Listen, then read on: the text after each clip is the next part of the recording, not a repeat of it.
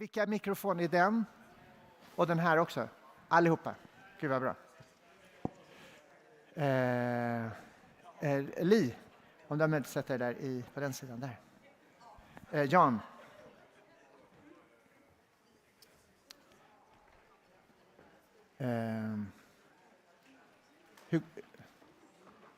Hur kommer jag upp och runt och visa filmen? Tack. Okay, so are we rolling? We are rolling. So a big welcome to this event, Stand with Courage. It's raining outside, but we're inside and really hyped up about this event of showing this Stand with Courage, a documentary about rediscovering values worth standing up for. My name is Carl Eneroth, and I have an exquisite panel here with Katja Blagodyr and Jan Lindblad, who will help us all in coming close to our own story about our grandparents. Because the idea here, because they lived 100 years ago, and if I'm the first in my line, that's 100 years ahead, so we have 200 years. And what kind of values do we have here that could be guiding this ourselves? So I would like this event to be a way to rediscover and come in contact with the stories of your grandparents. So what if you could use this event as a way to listening in? You would see a film about someone else's grandparents, but you can use it as a way to come in contact with your own history and the values that guided them, and through the generations that has also guided us in what we're doing. So it's an exploration. There's nothing right or wrong here. It's just something that will emerge, hopefully.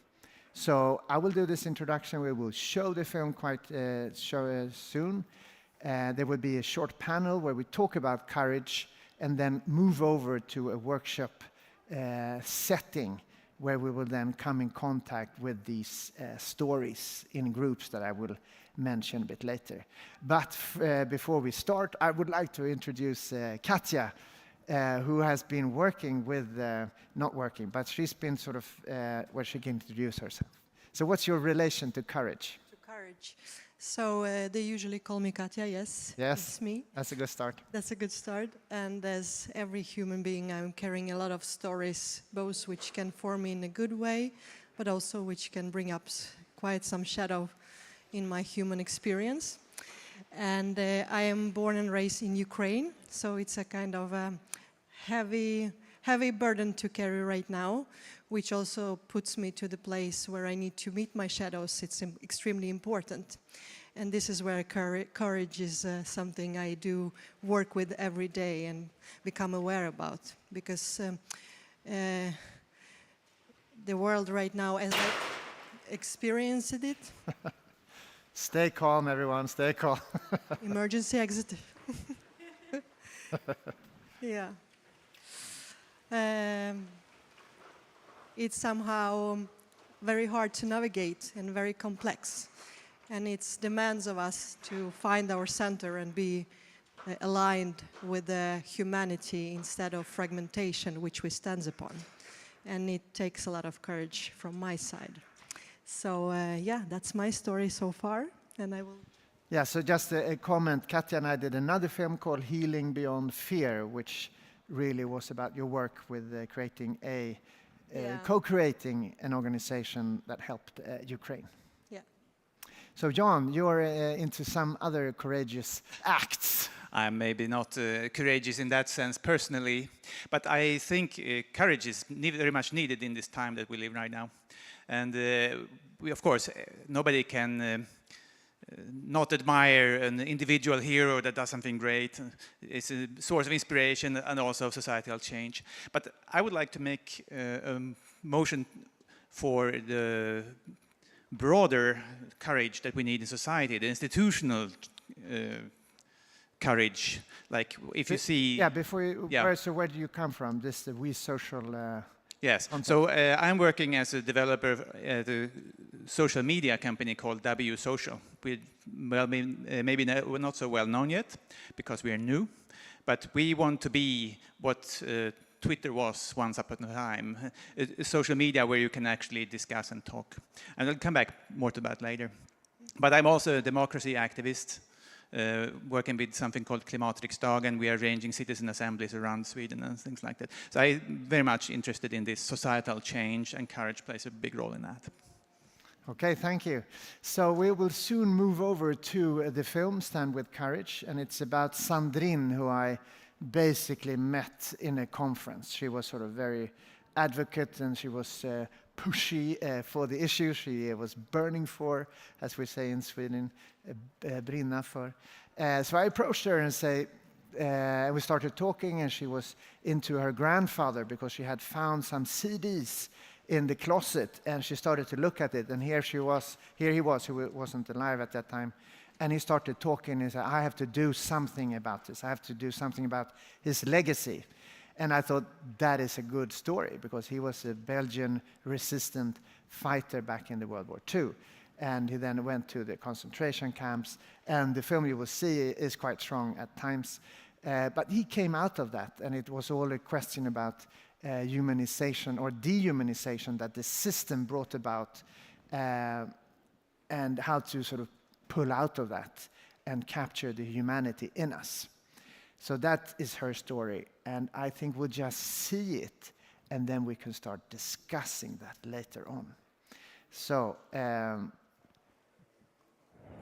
are you ready? Dieser Kampf entscheidet das Schicksal der deutschen Nation für die nächsten 1000 Jahre. Das ganze deutsche Volk ist mit seinen Segenswünschen bei seinen Soldaten.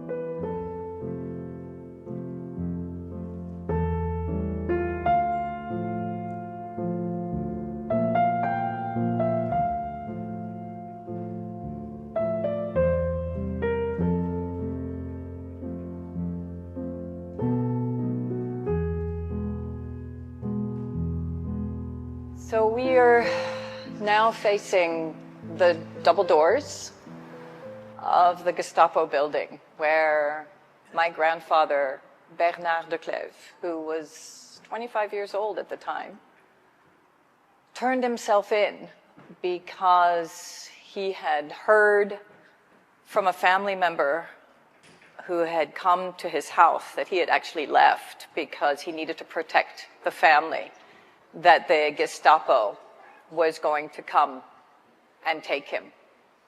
But also that if he didn't turn himself in, that the family would be taken with him.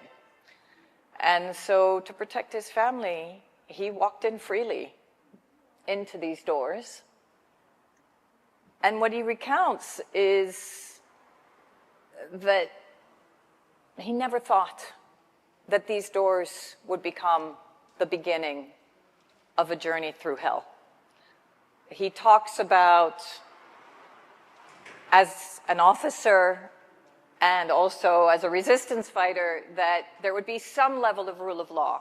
He thought maybe they would treat him properly and let him go.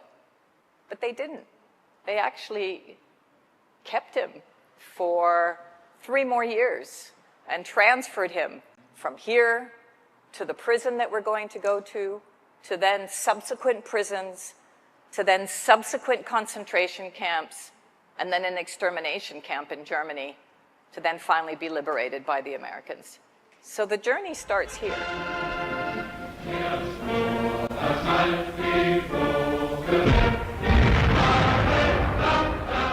Dans mon peloton, j'étais chef de peloton, J'avais dit, c'était un peloton flamand et français. Mais c'était un peloton plutôt flamand. Je n'étais pas flamand et je ne parlais pas bien flamand, pas du tout. Alors je leur avais dit, moi de toute façon, cette guerre, je la vois d'une façon, il faut se battre, il faut résister. Vous n'avez pas besoin que je vous parle, je serai toujours devant et j'ai trois gestes. Ce geste-là, vous dire d'arrêter, ce geste-là, vous dire d'avancer, et le troisième, vous ne l'aurez jamais, ça veut dire reculer. Voilà, toujours. So I am now walking in the footsteps of my grandfather, and he's walking to now the second building where the Gestapo takes him, which has cells in the basement. And down in the cells, I've heard that there are inscriptions from some of the prisoners that were taken and held there before being transferred to a variety of different camps. What really troubles me, again, is this notion that behind a wall, there can be so many horrors. That behind a leadership, we can see preparation towards horror. And we see some of those signs today and wonder, could this really happen? Could this get out of control? Could several of our leaders join forces? We know that they're a part of the radical left and right, but in particular for the moment, the radical right, those countries that are under populistic leadership, that are listening to each other and that are working together, and in particular following a method of dehumanization. We see it in the United States with the throwing out of the migrant populations. C'est ça qui était la caractéristique du camp de concentration, c'est qu'on vous voyait absolument tout. Vous étiez déshabillé, c'est la première réaction d'un être humain quand il est nu au milieu d'autres êtres humains, quand on ne s'est jamais trouvé au milieu de centaines d'autres tout nus. C'était dégradant de voir on vous rasait tous les poils, vous mettre dans des situations, vous courber, etc., pour vous enlever les poils. Et ça, c'était combien de fois par mois qu'ils faisaient ça? C'était pour ce qu'ils appelaient le loose control, le contrôle des poux. Hein? Vous aviez difficile de ne pas voir quand on pendait, puisque on vous réunissait pour voir les pendus. C'était très difficile de ne pas voir comment vivaient les autres. Hein? Parce que dans le fond, pour les besoins les plus, si vous voulez, c'était pas une fois qu'il fallait les faire pipi. Comme on n'avait plus de muscles, vous voyez le nombre de fois où on devait faire pipi dans un culotte. Bon, ça, c'était courant. C'est pour ça qu'on devait puer comme des ordures. Ça, c'était épouvantable. Il n'y avait pas d'eau pour se laver. On était avec un truc qui était difficile à laver d'ailleurs aussi. Cette espèce d'uniforme qui était de la fibrane, qui était du papier. Quoi.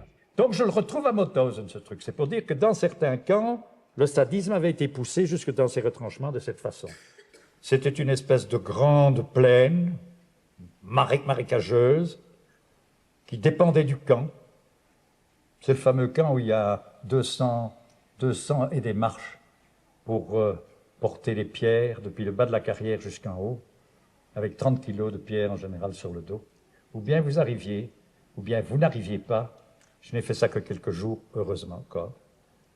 Si vous n'arrivez pas en haut avec votre pierre coupée, etc., on vous descendait sur place, ou bien on vous poussait. Et les cadavres qui étaient là, nous devions le soir les remonter. Nous devions prendre par les jambes une pauvre épave humaine morte, un squelette. C'était tout ce qui restait de nous. J'étais comme ça aussi. Et nous devions sentir cette tête qui brinque-ballait. Il fallait les remonter pour les mettre sur des chariots, pour qu'ils aillent au crématoire. C'est là aussi que le SS faisait s'aligner en haut de la carrière, les gars, et leur disait « sautez ». Quand vous étiez là, et qu'on vous disait « sautez », je vous jure qu'il n'y a plus moyen de faire autrement. Quand on vous prend votre Mützen, la casquette, et que le SS la jette sur les fils de fer barbelés, ça fait une petite étincelle. Il oblige le gars à y aller. Ça fait une grande étincelle et ça devient tout noir. C'est le corps calciné sur un fil de fer barbelé. J'ai vu ça tous les jours. We see it also in the way in which they're systematically taking hold of knowledge, which is exactly what Hitler did as well. We see it in Hungary, and we see it in the United States in terms of the attack on universities. We see that they're systematically also starting to get rid of the rule of law, slowly eroding the way in which human beings are kept under control to a certain degree so that this viciousness does not get out of hand. And that we must take in and understand, are we going to rise up now? Or do we wait till we have another war in order to build from the ashes? Et quand j'ai vu des milliers de gens habillés, avec leurs vêtements habituels, avec leur grande croix, leur grande étoile jaune, avec à ce moment-là encore le papa et la maman ensemble, à ce moment encore, ne croyant pas ce qui allait leur arriver. Et de voir cette séparation brusquement, les enfants s'en aller, la maman leur donnant encore leur poupée toute perdue, le mari et la femme séparés, et puis l'entrée, et puis cette fumée, cette odeur. Ça, c'est quelque chose que je n'oublierai jamais. C'est à ce moment-là que j'ai vraiment compris ce qu'était l'Holocauste, ce qu'était la méchanceté de l'homme et ce qu'était l'humanité. Et le fond de méchanceté qu'il y avait au fond de l'homme. J'aurais peut-être encore pu en douter jusqu'à ce moment-là. C'est très curieux. Mais là, c'est déclenché une révolte, c'est déclenché au fond de moi-même, si vous voulez, ça n'intéresse que moi, le désir de ne jamais d'essayer de ne jamais plus faire de mal à quelqu'un, et d'essayer au maximum d'aider s'il se trouvait encore des gens dans cette...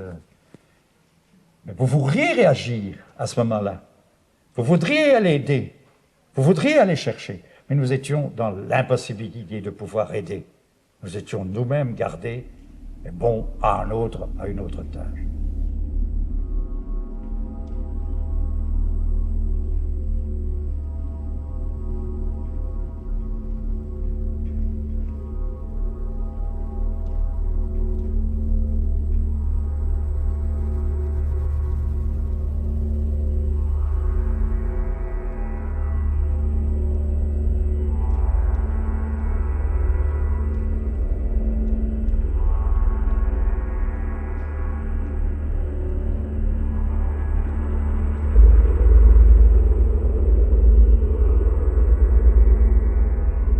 Automatiquement, si vous pouviez servir au SS et aux capots, parce que les capots recevaient des timbres, des petits tickets, chaque fois qu'ils cassaient la gueule à quelqu'un, à Dachau de toute façon, et à Mauthausen certainement, ils avaient droit à ticket.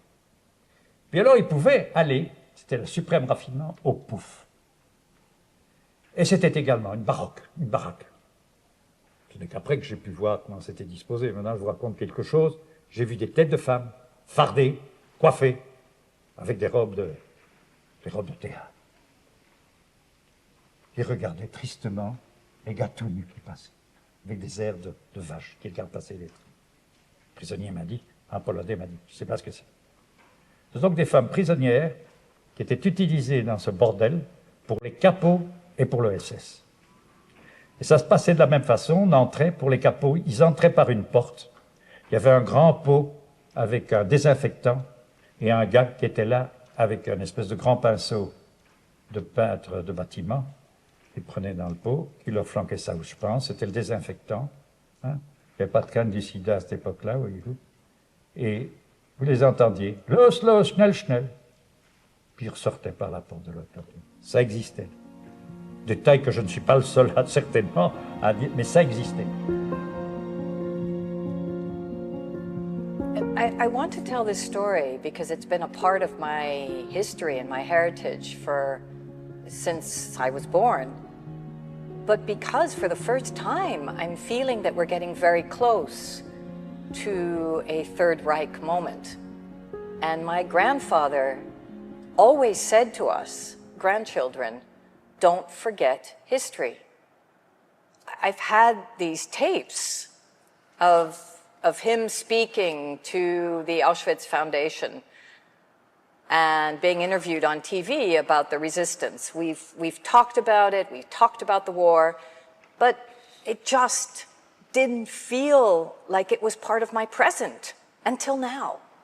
And that is what worries me. And somehow I feel a sense of responsibility to him, to all the resistance fighters, to all those that were captured and the genocide, this responsibility of making sure that people remember.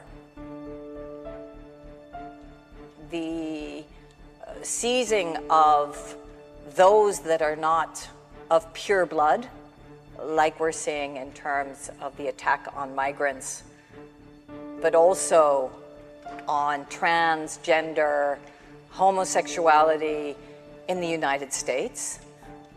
I mean, the playbook is so incredibly similar. We talk about the extermination of the Jews, but we have to remember that the Nazis were not just exterminating Jews. Anyone that was different was thrown into prison or a concentration camp, whether it be the gypsies, whether it be homosexuals, whether it be those that were fighting, resistance fighters. Anyone that stood up, anyone that was not part of the Aryan race was taken. Nous avions des choses, des Norvégiens, des Suédois, il y avait donc des Français, il y avait quelques Anglais aussi, parce qu'il y avait beaucoup d'Anglais qui n'avaient pas pu rejoindre, qui s'étaient fait attraper et qui ont été mis dans des camps de concentration qui, eux, ne se sont pas tirés du tout parce qu'on les a fusillés tout de suite. And this is starting to play out in a country that I grew up in. And the symbolism as well, for me, is so incredibly intense because my grandfather was liberated by the Americans. We grew up with this pride and this absolute respect and appreciation for the United States. And we went to the United States as immigrants ourselves. And we're always told that the world was our oyster. My grandfather talks about the fact that he grew up in a privileged environment, but yet was always told that you always take care of those that have less than you. You always are kind. You have a moral compass. And that, for me, is so important. That moral compass. Where's that moral compass today? Mais maintenant, c'est ce qui me heurte toujours, c'est de voir que la plupart des gens croient qu'ils ont des devoirs, mais n'ont pas de devoirs vis-à-vis, qu'ils ont des droits, mais qu'ils n'ont pas vis-à-vis des autres. This is la prison de Saint-Gilles. My grandfather landed here in 1942 after he gave himself up to the Gestapo, where we were before, and he spent 3 weeks here. And he says himself that when he went from the Gestapo and then came to the prison, he still didn't really realize how horrific his life would become. This was still seen as a prison where he thought there would be certain rules and he would be treated decently and not stripped of his dignity or of his humanity. It is true that some of the prison guards actually were Belgian, and so they took decent care of him, but he also was tortured. And he talks of how he was tortured around his arm and his fingers, and they got so swollen and so pussy that this was the beginning of a constant pain threshold that he had to endure, because he had to hit his hand to try to get the pus out of his hand, because otherwise he knew he would have gangrene. And that's just one of the many stories of torture that came after being imprisoned here.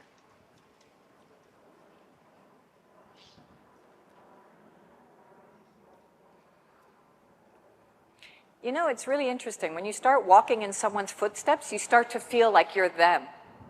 I feel the fear, the start of the oppression,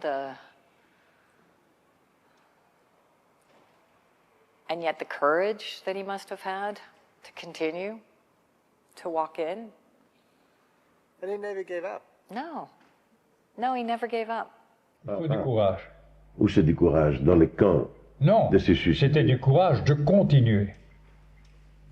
La solution la plus simple, c'était de ne plus rien faire et de se laisser aller. Ça, c'était la fin totale de toute souffrance.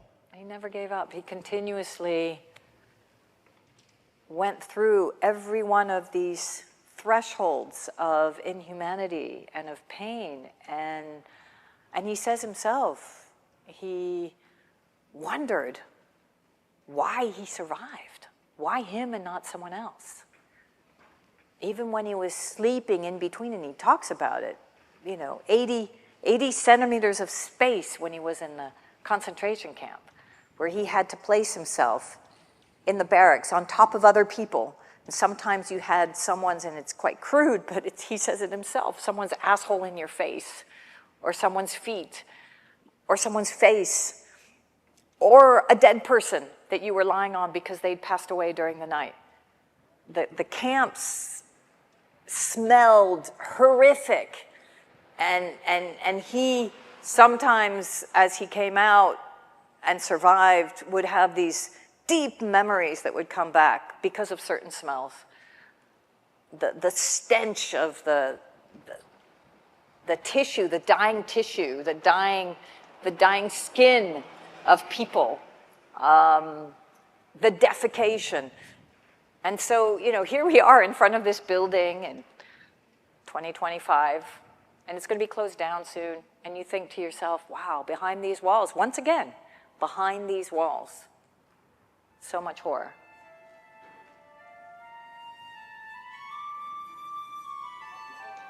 One of the deep memories of my grandfather, but also my grandmother, was this very deep conviction that you don't brag.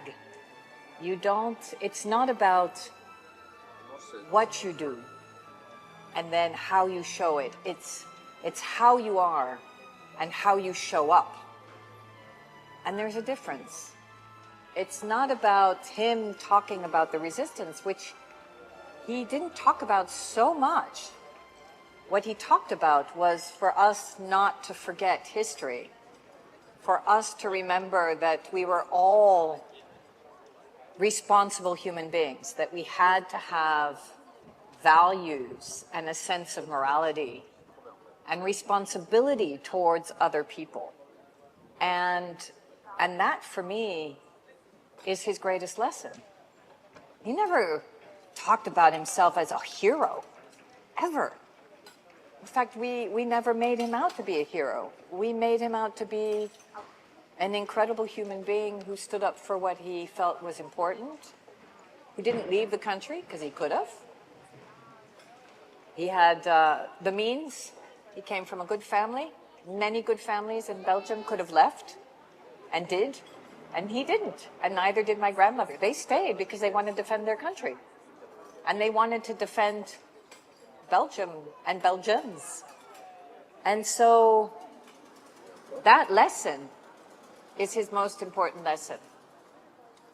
That idea of courage is something that's innate in all of us, but that we need to really tap into it at the right moment, and that we need to realize how a human being has to be to his fellow or other human beings.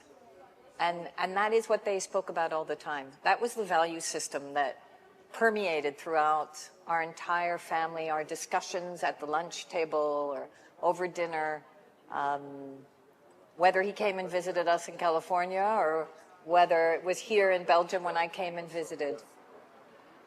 And it came from both of my grandparents, this conviction that you really need to treat your neighbor properly, like yourself. They were very faith-driven, without pushing their Christianity, their Catholicism on everyone else, but they fundamentally believed that love and respect is what a person should be made of. And I think that's what drove him.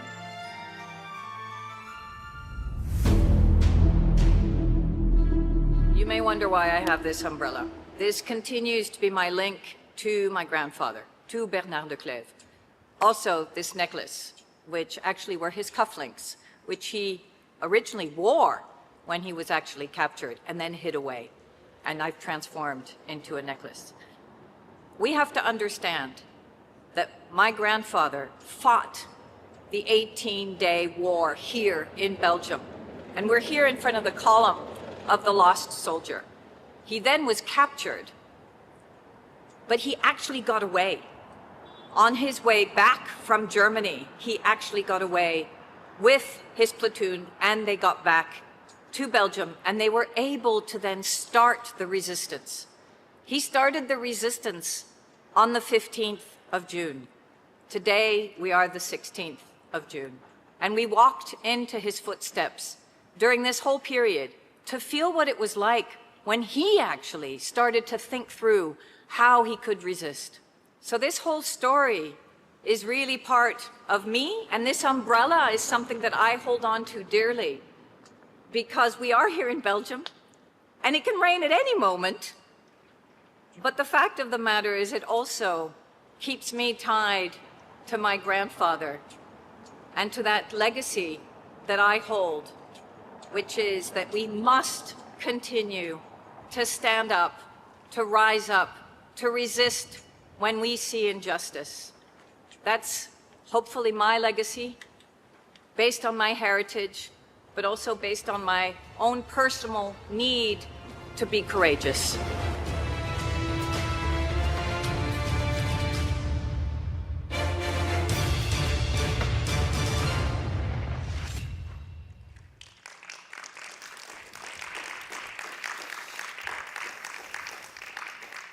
Okay, this is, of course, her story, but it's also our common story, depending on what sort of side we are. But that's not the point here. It's really about who we are as a people and what is important for us and what we're willing to stand up for. So I would like to engage Lucy and Katja and Jan to come up here. And Lucy, you didn't get an introduction because you were sort of outdoors. But I'd like to start with Katja, who's really been at the forefront of being courageous in a real life situation down in sort of wartime Ukraine also, but not only. You're sort of dealing with life and death as a surgeon also every day, and you sort of sit by people who are come across life and death issues. So in this context, what is courage to you? The courage to me is to... Can everyone hear? Yes? Yeah. To be able to... there is a lot of fears inside of each one of us. Fears of not being belonging, not being loved, maybe free. And the courage here is to understand that this freedom is internal. And when we meet the external conditions which do not mirror it to us back, to know it inside of us and not to start probably bend ourselves towards the external pressure. I think the biggest courage right now is to survive outside the survival mode which we're in, and be able to stand still in the storm. This is, for me, takes a lot of courage every day. But there are parallel stories here. It's both your sort of inner development that you're searching, but also the external situations that you have to handle. So do you think there's a connection between that? There is always a connection. Nothing of it is separate. There is always a connection between the internal and the external. I meet it every day, like in every moment, depending if you have a choice to be able to aware of it, or if you are in such a turbulent state of mind which hijacks this possibility. That's a distinctive thing I can see in people I meet, either if it's people who meet the death or war. It's the possibility to still be quiet in the storm, in the moment of no return. Yeah, so we're actually diving down into very difficult issues, I would say. But also to find, before we continue with John and Lucy, I would like also for you to discuss with your neighbor a bit about your reactions from the film and see if you can find words of what you're feeling from what you've heard. And slowly we will be approaching your grandfather's story too.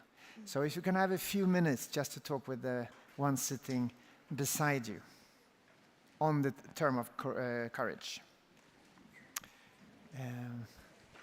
That's perfect. So we'll continue with you, yes.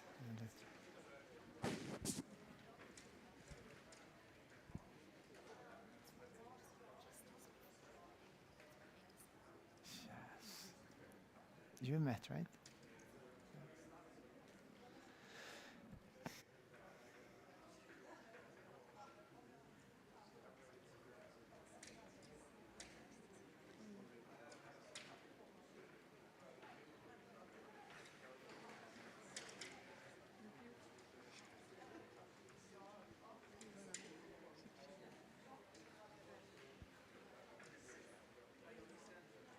Du har en svår roll. Du har en svår roll i det. Jag tror att du kan säga att man pratar om det som begrepp, men det är också när det är en story så går det alltså vad folk har gjort. Man sitter på ett dödsbädd eller att man ser någonting som är en dödsbädd men som är plågsam för en. Det blir mer konkret. Vet inte, jag är så meta av mig. Ja, du har blivit en. Jag har blivit väldigt meta. Så jag tror inte jag kan liksom... Än så länge så navigerar jag den världen. Den är närmare på något vis.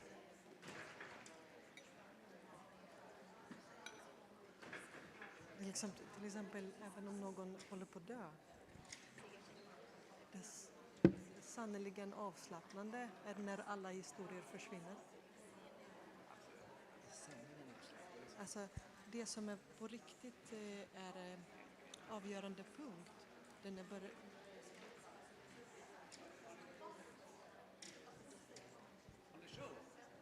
Har ni show nu eller? Ska ni börja visst? The air show, all the time.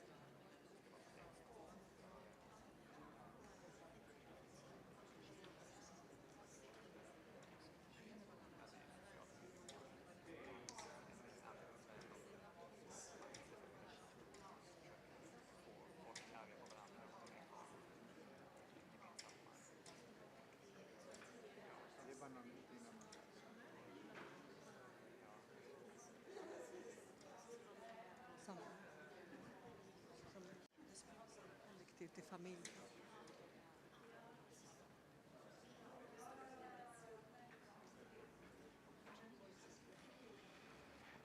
Okay, I think we'll just continue here so we'll have base because we're going over soon to the workshop mode, and there you can really deep dive.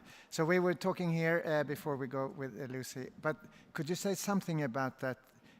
We were talking here about fear and courage, and when the moment of release, perhaps. Perhaps the moment of surrender. The moment of surrender, because you're working. So yeah, behind the scene of your discussion, we spoke about like this moment in my professional life when I see somebody gets the diagnosis, which is probably the following next couple of weeks, months, and there will be an end.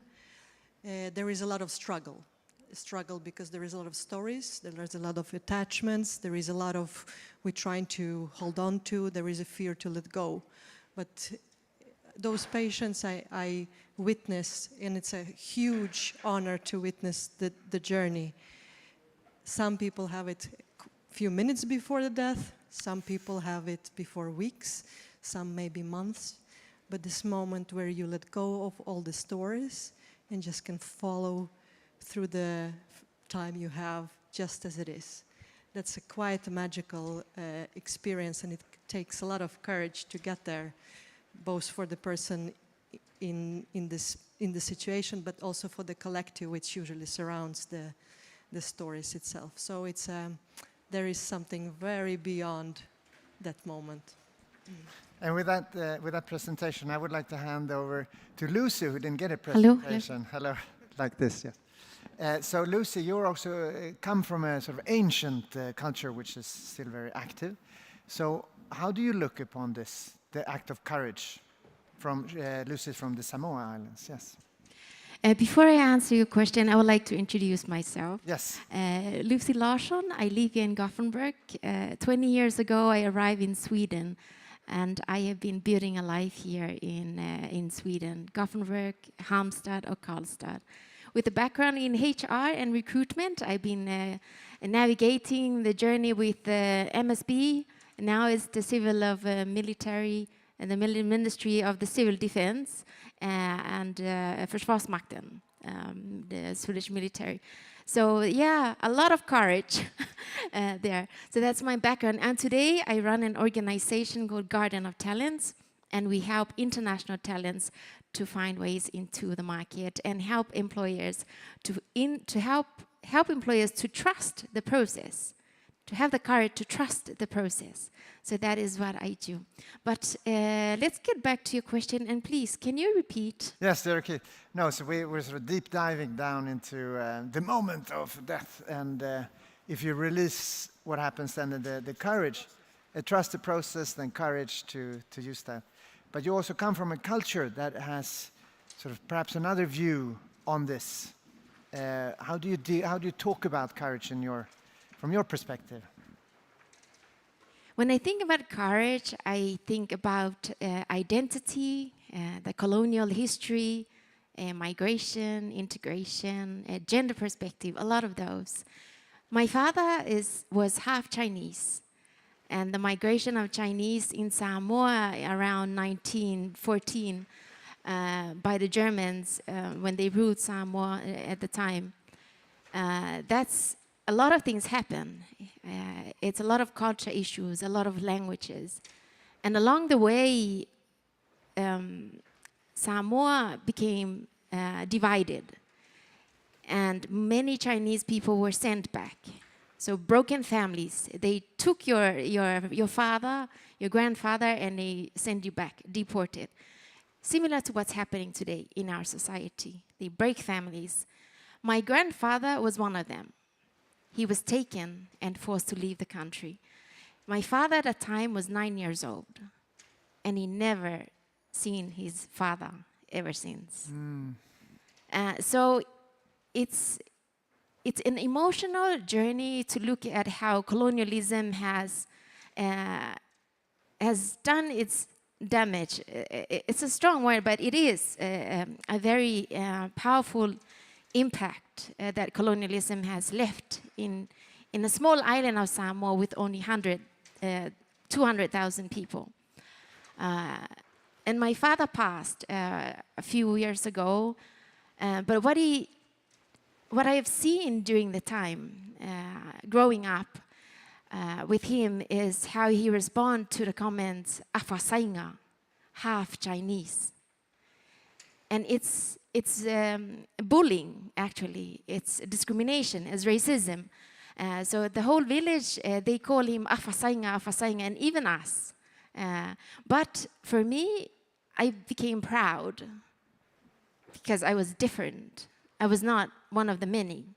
And that's how my father showed. He stood up with what was worth fighting for, identity and his children. And ever since then, I carried those. And that is courage for me. So I stopped there, but if you want to know more, I can share the other courage from the mother's side. And that is something you really want to hear. Okay. Okay, so before we let John on, I think we'll just have 1 or 2 minutes just to sort of see how this inflicts, and if you remember your grandfather's story, what was there? What kind of sort of social injustice, if it was, or what did they struggle with that then perhaps turned into something that inflicted your parents? And so we started trying to get that story more alive. So 2 minutes on that, and we will continue.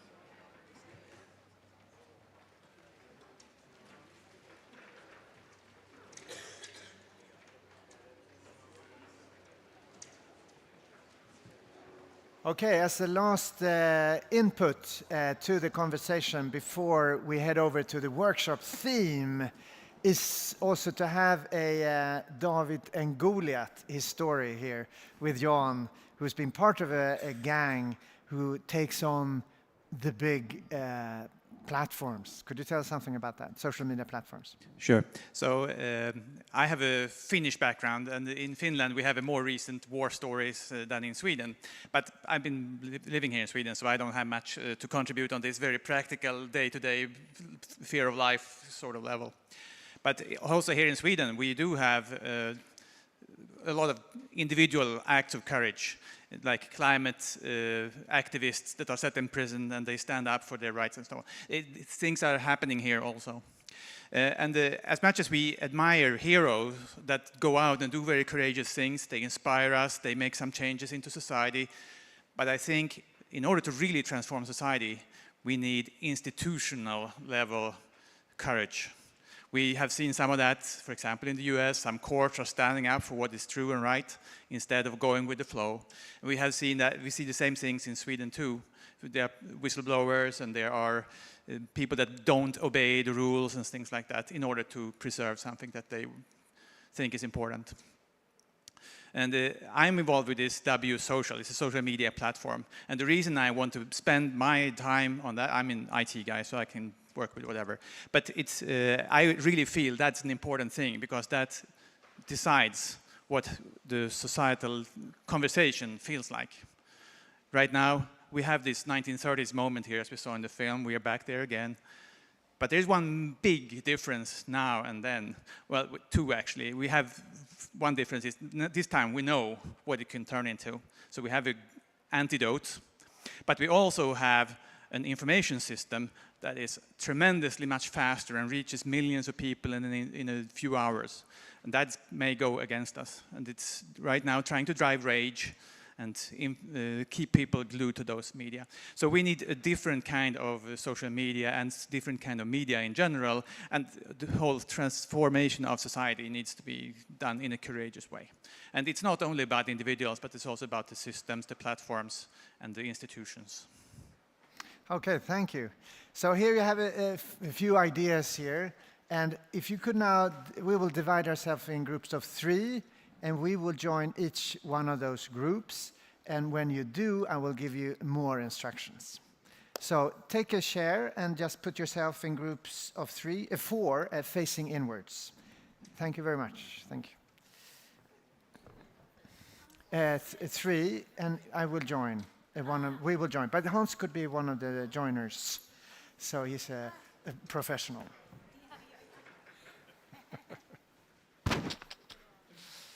Great, so groups of 3, so bring a chair and we will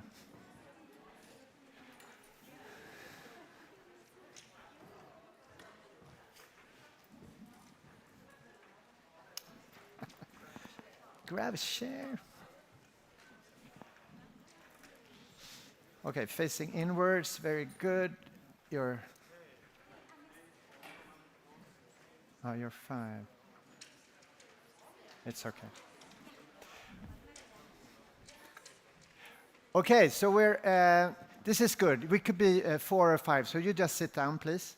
And I will give you short instructions. Okay.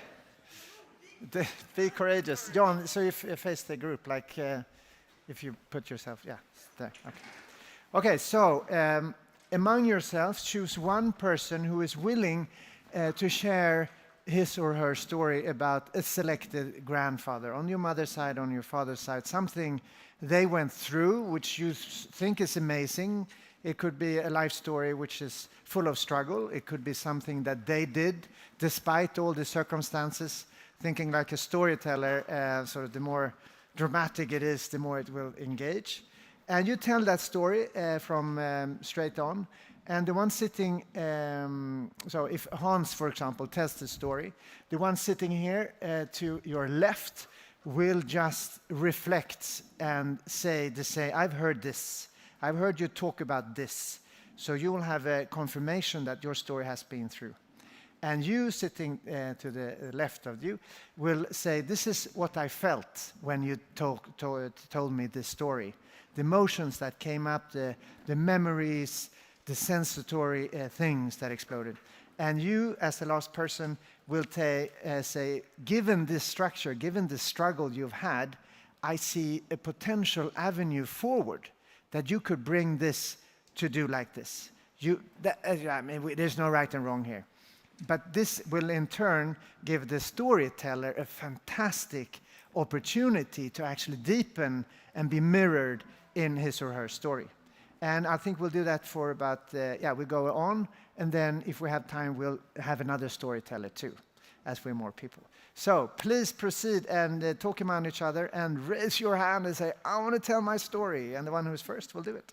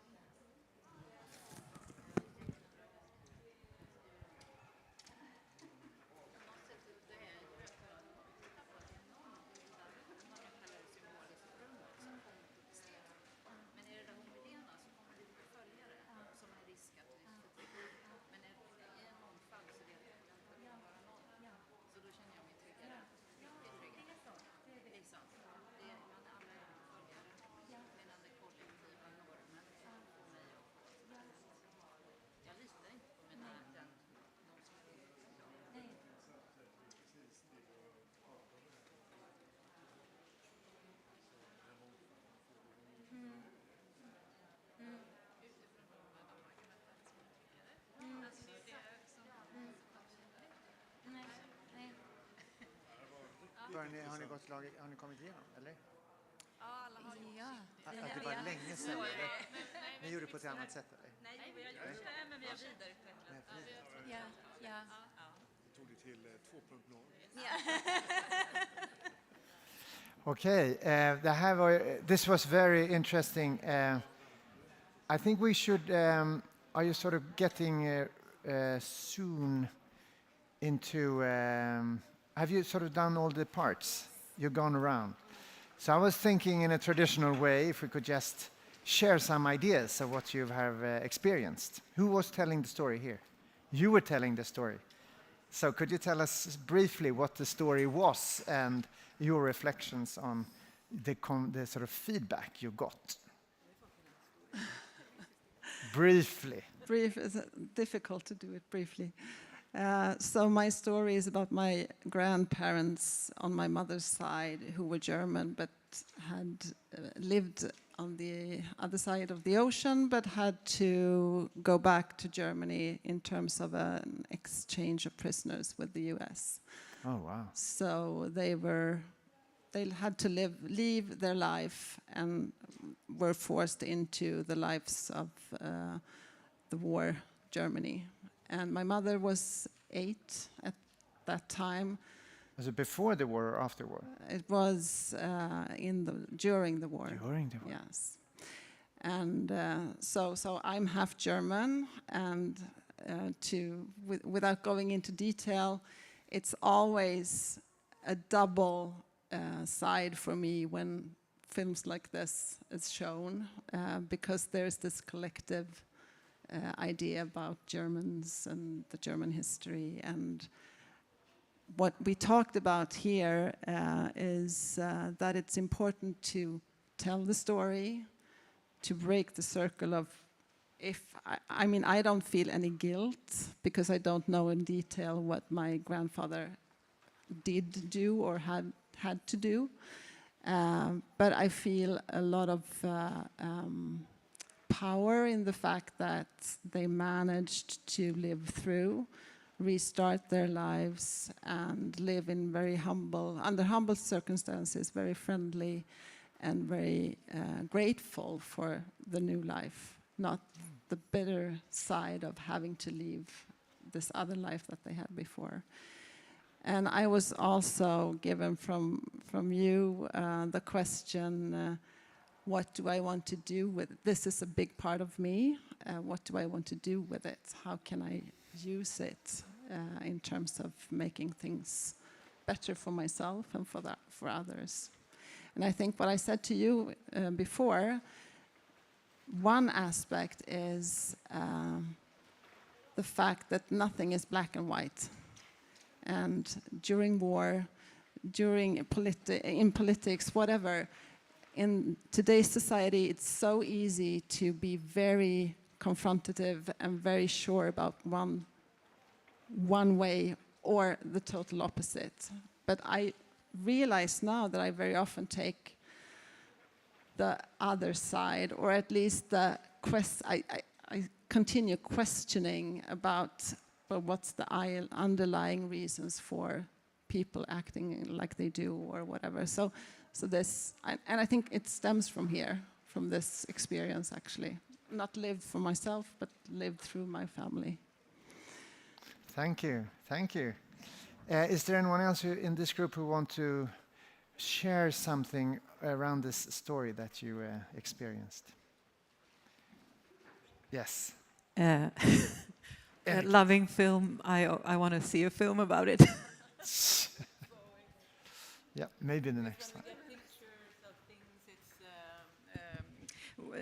It's like I get pictures when you talk about it, but if we see a picture, then maybe people that aren't having that nuanced way of thinking or a holistic way of seeing both sides and things like that, then they understand also. Like this one, she told us mostly, but still, when you do a picture of it, we concentrate us in understanding it. So you don't have to have pictures of everything, what happened, but the stories, if they are concentrated into a book or a film or something, maybe art, or then I think it's easier to because we have Make so it much your own. information around us, so then we Yes. can relate more, maybe. Okay. We'll leave you to the last one, this group, and go over here. What did you talk about? Who was the storyteller in the group? We had two. So who would like to start? Or if you would like to start. You would like to start. So what was the story? I'll tell And you. what did you learn? I think. Tell her story. Tell her story. Your grandfather. Please hold a bit closer to. Your grandfather was very poor, and he had this idea that he wanted to be an adventurer early on, and he struggled to join like resebyrå. What's that in English? I don't know what the word. Travel agency. Travel agency, yes. And he worked his way through different organizations, and then he founded his own. So he actually did have an adventurous life. And he fought for that for a long time until he finally worked himself to death, actually, at age 59. But all along he had this dream, and he also died without any debt.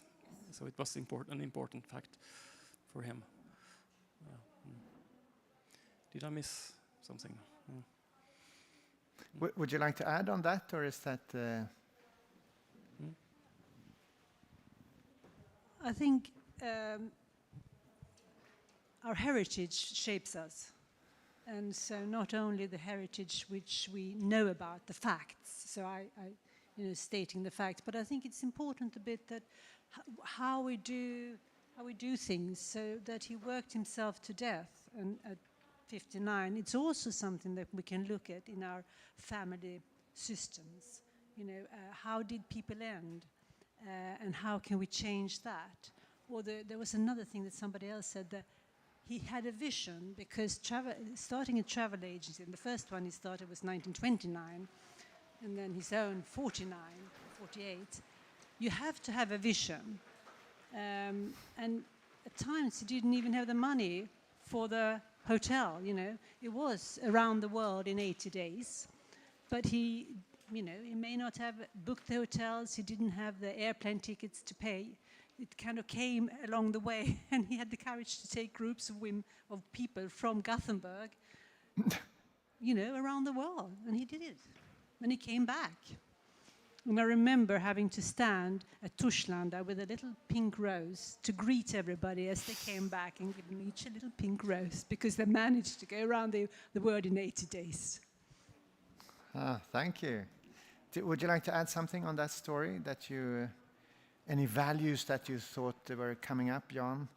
What were you thinking?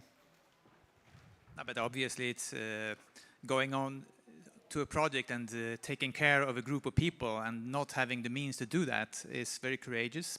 But building the group and being courageous together, then they solved all the problems and they got home on time.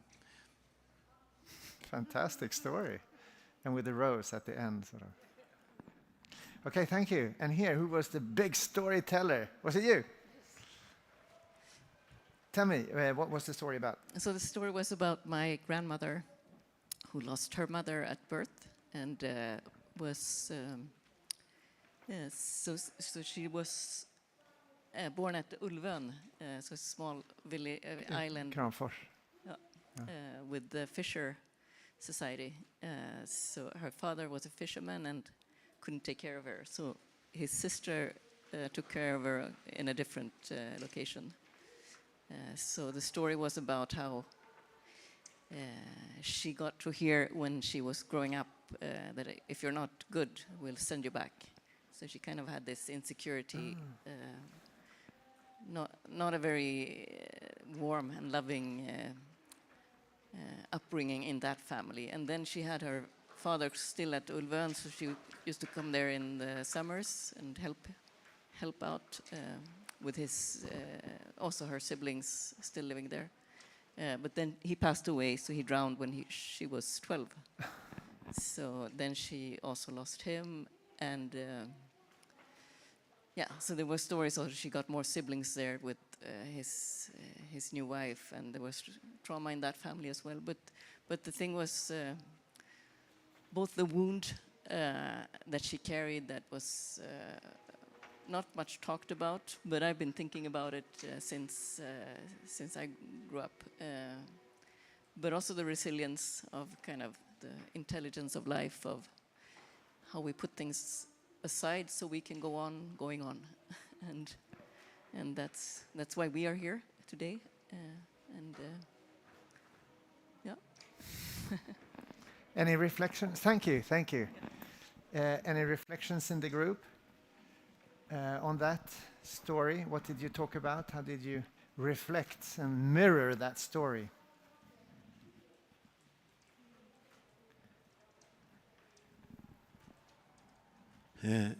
Yeah, we talked about I reflected on there was a hard time and you didn't have time to reflect on trauma and stuff like that. And we come from an industrial society where people were resources, and you have to survive the system just to be in it.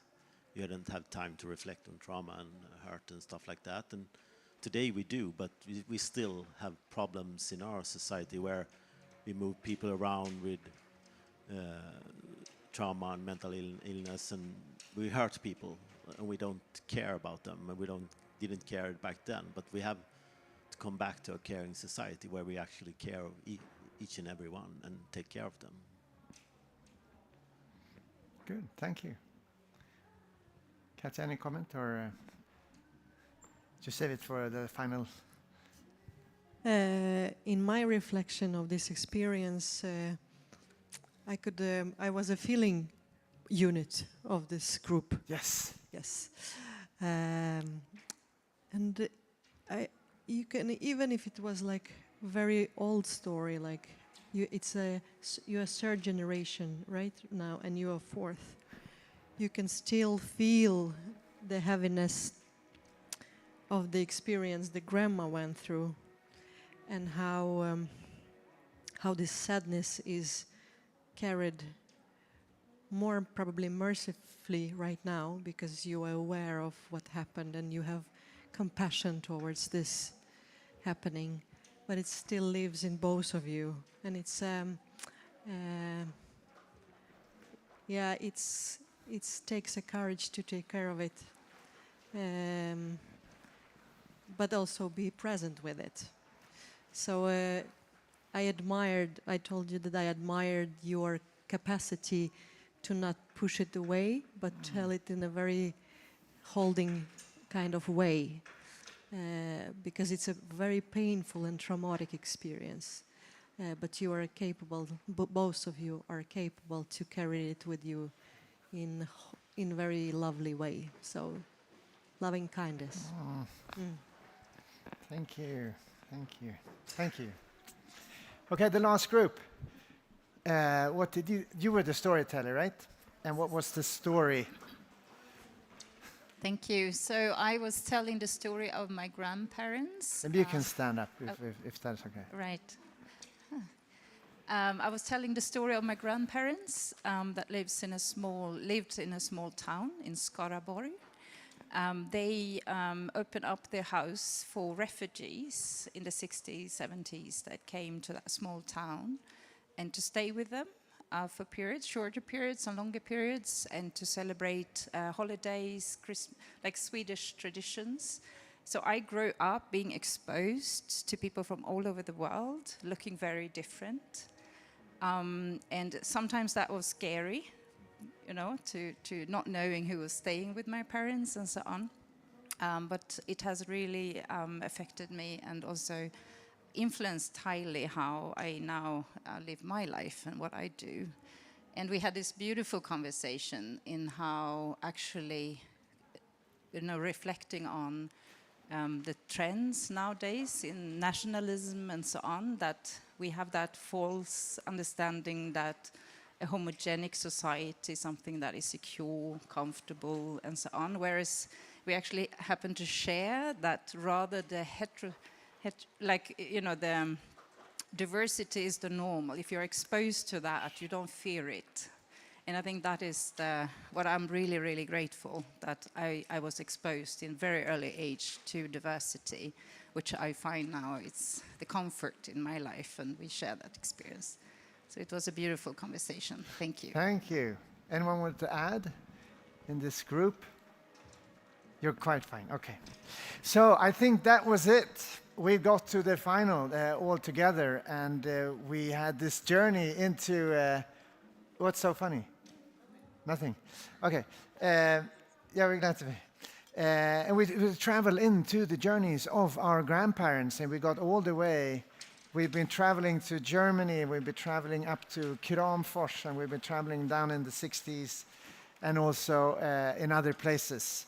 And I think it's really nice to hear these stories and also be reminded that there are people who came before us and sacrificed a lot for us to have a better way. And so what we do with our time is then the concluding comment. So thank you very much for coming, and I guess you can see this online again if you want to. And there are 4 more parts. There are 4 parts of this movie, so you saw just the first part. Li?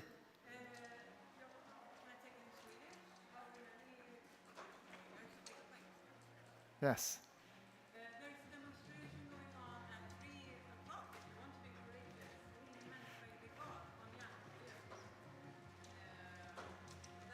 That's right. I'm sorry, I have to rush because I'm taking a photograph of the party leader over there before she ends at 4:30. So that's in 4 minutes. So thank you very much.